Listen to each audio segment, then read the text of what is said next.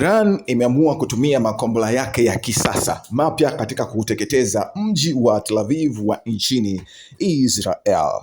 Majengo mengi yameungua na kubakia makovu na uharibifu umekuwa ni mkubwa sana katika nchi ya Israel.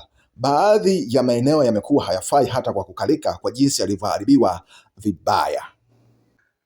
Makombora ya Iran yameweza kusababisha uharibifu mzito katika maeneo na ardhi ya Israel.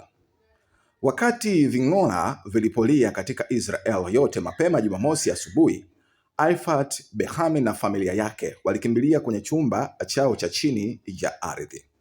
Anasema, tulifunga mlango na ghafla kulikuwa na bomu kubwa. Anasema, nilidhani nyumba yote ilikuwa imetuangukia. Walipoibuka dakika chache baadaye, walipata madirisha yao yamevunjwa na tabaka la vumbi na uchafu zikiwa zimetapakaa kwenye chumba cha mbele. Katika mtaa wao tulivu wa kitongoji cha Rishon LeZion kusini kidogo ya Tel Aviv, paa za nyumba kadhaa zilikuwa zimeanguka, vioo vilitapakaa barabarani. Takriban magari 30 yaliharibiwa vibaya, madirisha yakiwa yamevunjwa na denti kubwa. Anasema kombora la Irani lilipiga muda mfupi baada ya saa 5 za ndani. Ilikuwa huku kukiwa na mawimbi 6 ya mashambulizi ya Irani usiku kucha. Mashambulizi haya makubwa ya anga dhidi ya Israeli ambayo yalifanywa na Iran.